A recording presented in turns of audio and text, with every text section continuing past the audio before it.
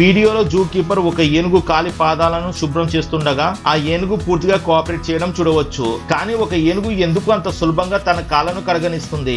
ఏనుగులు అత్యంత తెలివైన జంతువులు. తన కీపర్స్ ను గుర్తుపెట్టుకుంటాయి మరియు తమకు మేలు చేసే వారిని కూడా అర్థం చేసుకుంటాయి. అంతేకాదు కీపర్స్ వాయిస్ కమాండ్ లేదా హ్యాండ్ సిగ్నల్ ఇచ్చి కాలు ఎత్తమని అడుగుతాడు. సహకరిస్తే రుచికరమైన రివార్డ్స్ కూడా దొరుకుతుంది. కానీ అంతకంటే ముఖ్యమైన కారణం ఉంది. ఏనుగులకు నిజంగానే ఒక రకమైన పెడిక్యూర్ అవసరం. కాలి కింద భాగంలో ఉండే మందమైన చర్మం కాలక్రమంలో పెరుగుతూ ఉంటుంది. దాన్ని కత్తిరించకపోతే రోజు రోజుకు మరింత మందం అవుతుంది. ఏనుగు కాలి అడుగు భాగంలో సహజంగా మెత్తగా ఉంటుంది. అది నడకలో షాక్ అబ్జర్వర్స్ లాగా పనిచేస్తుంది. కానీ క్యాలస్ చాలా మందం అయితే ఆ మెత్తదనం తగ్గిపోతుంది. చివరికి మోకాల సమస్యలు వస్తాయి. ఏనుగుల వేళ్ల గోళ్లు కూడా పెరుగుతాయి కాబట్టి వాటిని ట్రిమ్ చేయాల్సిందే. అయితే అడవిలోని ఏనుగులకు కాలు ఎవరు చూస్తుంటారు? సమాధానం సింపుల్. అడవి ఏనుగు ప్రతిరోజు సగటుకు 30 కిలోమీటర్లు నడుస్తుంది.